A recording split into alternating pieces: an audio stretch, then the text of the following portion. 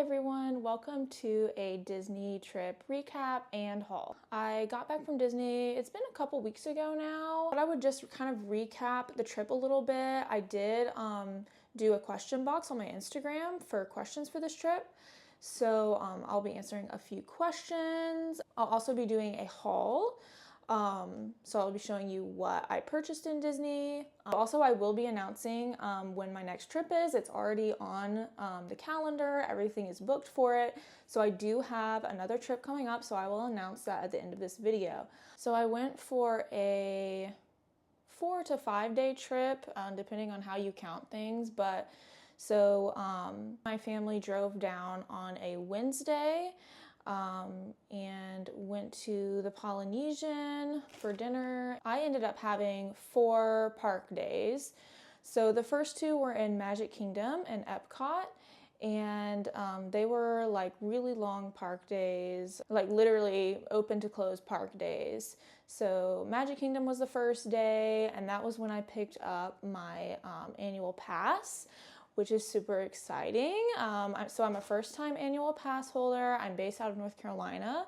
So this is my first experience with, first of all, being a pass holder, but especially being an out-of-state pass holder. So the next day was Epcot. It was a full day with the whole family. And at that point, most of my family actually went home, and me and my brother had a park hopper day in Animal Kingdom and Hollywood Studios. The next day, the rest of my family drove home, and I had a solo day. I had kind of planned to have a chill day, like a resort day, but I ended up spending most of the day at Magic Kingdom that day, which is a great decision. When I originally planned this trip, I had no intentions of becoming a pass holder. I had just bought the tickets themselves, and so I really thought that I was just going to be resort hopping that day. But when I started calculating things, I realized that my tickets for this trip alone would have paid for 1/3 of the pass holder fee. So for me, I think it's going to be really worth it, and I'm so excited about it. So hopefully I will be taking many future trips, so you can be looking forward to hopefully a lot of vlogs in the future as well. But if you haven't seen the vlogs from this past trip, I will try and link them. They are on my YouTube page. I made like a playlist for them. So it's the September 2024 trip playlist, so you can look at that.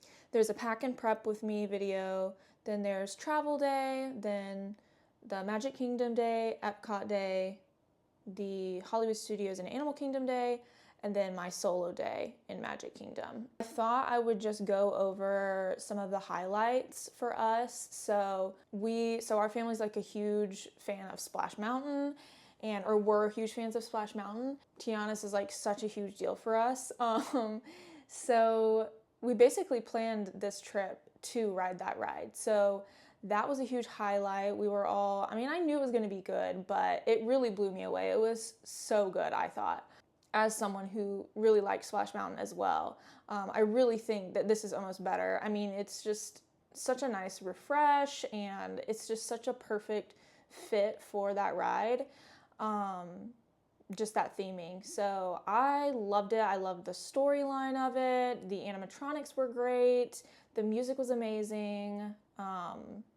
And I really loved what they did with like the big drop. I think it was really fun. So that was a huge highlight for me for sure. And then probably one of the biggest highlights for me was actually riding Guardians for the first time. So this was my first time ever riding Guardians. We got to ride it twice. My first ride on it, I was riding with my sister, which was so fun, my younger sister, and we just had the best time ever. We were just completely blown away. I knew it was going to be good because everybody loves it so much, but it lives up to all of the hype. It is so good. Our first ride, we got Disco Inferno. Oh, no, Ran So Far Away. Yeah, our first ride, we got Ran So Far Away, and then the second one, we got Disco Inferno. And I really liked both of those. I mean, I am really hoping next time I'm hoping I can ride it twice my next trips, and I really, really want to get September so badly, of course. Yeah, so definitely Guardians, it lives up to the hype. Probably the best roller coaster I've ever ridden. I'm also a huge fan. I think Universal has like amazing roller coasters and theming. So like for me, Hagrid's, and just because I love Harry Potter so much, Hagrid's was probably my favorite roller coaster. But I think Guardians has to beat it. I mean, yeah, Hagrid's definitely has the surprise factor for sure. But Guardians does too. It's just so good, so fun. The music makes it even better. So yeah, definitely, of course, one of the highlights of this trip was picking up my annual pass. I picked it up on that first day in Magic Kingdom with my whole family, and it was just definitely a surreal moment, but it didn't really feel super real until that day, until that solo day that I took, where I kind of was just like, I can do whatever I want. I can really go to whatever park I want, and I can even park hop. I don't even have to really think about it. So yeah, and then just like being there by myself, it was my first solo day, so I'll definitely talk about that a little bit. But yeah, that was definitely probably the most surreal moment. I like felt so grateful to have the opportunity and to be able to, you know, obviously like the annual pass it's not cheap. So I'm just grateful to be able to swing that right now. Grateful to also be like feel safe going to Disney solo. That was one of the big things for me with the annual pass is that my husband's not able to travel that much right now, but travel is still something I want to prioritize, and I'm not an experienced traveler at all. So I thought that Disney would be a way of kind of getting accustomed to solo travel while still feeling, you know, relatively safe in the Disney bubble, but, you know, getting used to flying alone and navigating, you know, transportation, and, you know, Disney transportation is very easy. But another highlight for me was I love going with my whole family to Disney, but it definitely can get overwhelming at times just when you're with such a big group. It's hard to navigate everything and, you know, do the things that everybody wants to do and stuff like that. So a highlight for me was being able to do that park hopper day with my brother. Yeah, it was just like such a special time. I don't know when we'll be able to do that in the future. I mean, who knows? We might be able to, but it was definitely a first for us. And yeah, it was such a special time. And yeah, I was just really grateful to be able to do that and spend that time with him. So I think that's about it for kind of the recap portion. I will do some questions now. So I did like a question box on Instagram and I got a few questions. Okay, so the first question was about the new Lightning Lane multi-pass. Only day that we ended up using it, just because crowds were really low, the only day we ended up using it was me and my brother used it on the Animal Kingdom Hollywood Studios day. It was super cheap that day because we were starting off our day in Animal Kingdom. I think it was like not even $20. I'm not sure. It might have been like $20 for the whole day. Whatever park you're going to first, you do have to book your 3 lightning lanes for that park. And we knew going in that we weren't going to probably, just because the crowds were so low, we weren't probably going to need the lightning lanes in Animal Kingdom. We would probably need them more in Hollywood Studios. But we did end up doing that. And so we used our first lightning lane we used for Dinosaur. And once we checked in there, we just modified everything to Hollywood Studios for later in the day. And we thought it was really, really worth it, honestly. Just spent the morning in Animal Kingdom doing the standby lines, and then we used most of our lightning lanes in Hollywood Studios. So we ended up using lightning lanes for Dinosaur, Mickey and Minnie's, Rock and Roller Coaster, Smuggler's Run, Star Tours,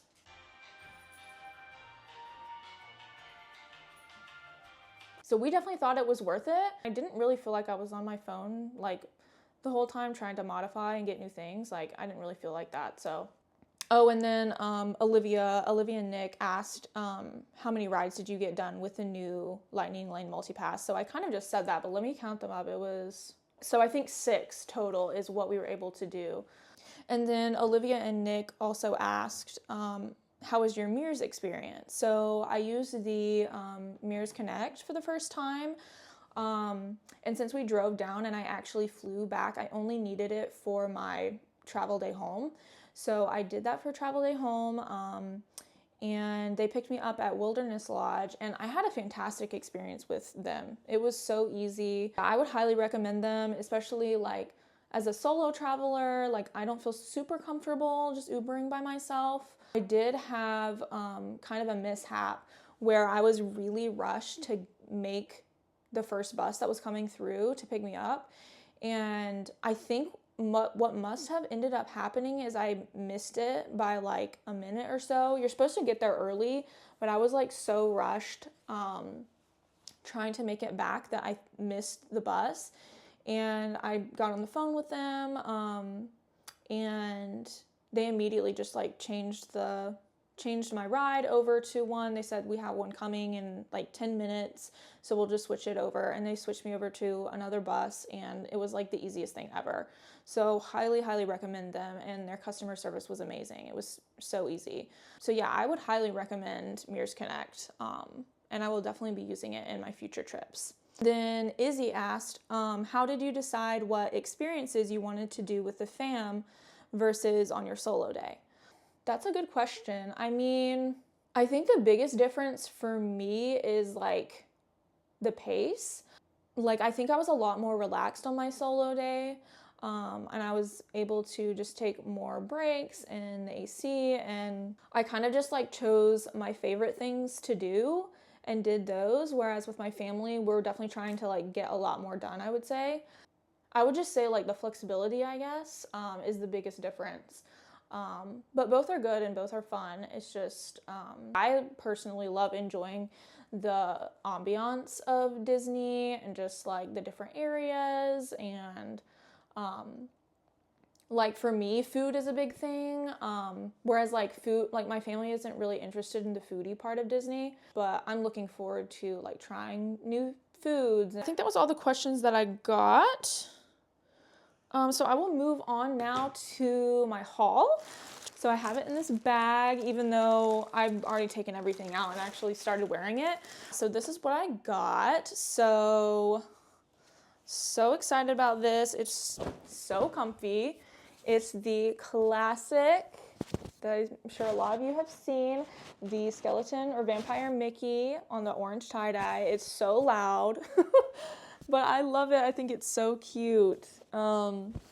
It's super comfortable. That's the back. So I got the Tigger t-shirt with the big head on it. I love it. It's so cute. And actually, I didn't know it had this on the back. So cute. But this is just a really comfy, oversized tee as well. So I did get a pin. I got this Tiana pin. And it's her in her little waitress outfit. I freaking love this pin. I saw it, I can't remember where, one of the days. I should have picked it up then because I couldn't find it later on in the day. And my sister and brother-in-law ended up finding it and getting it for me, which is so sweet of them because this is the specific one that I wanted. I thought it was just a great way to commemorate, you know, going on this trip, really specifically to ride Tiana's Bayou Adventure. So another great way to commemorate Tiana's as well. I got the smashed pennies, which I love. Well, these must have gotten wet because they're kind of already look pretty bad, but I'll try and see. I don't know if you can see that, but that's Mama Odie. And then this one says Sounds of the Bayou. And that has Naveen and Tiana on it. And this one has Lewis. It's so cute. I think they're already looking kind of weathered because of I think they must have gotten wet, I don't know, in my bag. I have several smash pennies from like when I was a kid from Disney. And so I need to figure out a way of like, I don't know, not displaying them, but like keeping them somewhere because I think they're just like in a drawer somewhere. Another kind of souvenir that I got was this Galactic Hero pin. They had my name written on it, but it rubbed off, of course, in when the bag got wet. But so they didn't have the sticker. They must have been out of the stickers. But I did get Galactic Hero on Buzz Lightyear Space Ranger Spin. And honestly, it'll hold up longer than the sticker would, which is nice. And then last thing, I didn't really pay for it. I just picked it up in Animal Kingdom, and they're no longer available. I don't know when they'll do the next one, but I got my first annual pass holder magnet.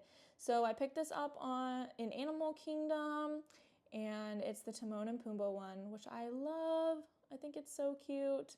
So anyways, so that's my haul and that's my recap. I hope it was enjoyable. So with all that being said, I want to announce, I'm acting like I'm some type of like famous person. I want to announce my next trip. So this next trip is going to be a solo trip. So I'm actually not going to announce the specific dates that I'm going, just for safety reasons. I'm just like I'm not gonna say the specific dates. But I am going for a couple days in early November. And I'm staying at Pop Century. So this will be the first time that I've stayed on property since I was like a young kid. So the last several times that I've been to Disney, we've stayed off property. And then before that, we didn't go for like 9 years. I'm so excited. I've heard so many good things about Pop as well. So I'm gonna be staying at Pop Century. I'm staying 2 nights, and I'm gonna be flying in fairly early that day so that I'll have like most of the day. And then the day I leave, I'll be flying out a little later, not super late or anything, but hoping to have like part of the day. So I'll definitely be sharing more details about that. I'll hopefully do a pack and prep with me vlog for that, and I will be, of course, vlogging that trip. So, and then since I'm an annual pass holder, I might do like last minute, like overnight trips. I don't know. It depends on like if I'm able to find some type of really good deal on somewhere to stay. I'm always checking like the DVC websites to see if I can find a deal. So you never know what might be happening around here. So if you liked this video, be sure to subscribe. And yeah, there will be hopefully a lot more Disney videos coming your way. So we'll see you real soon. Bye.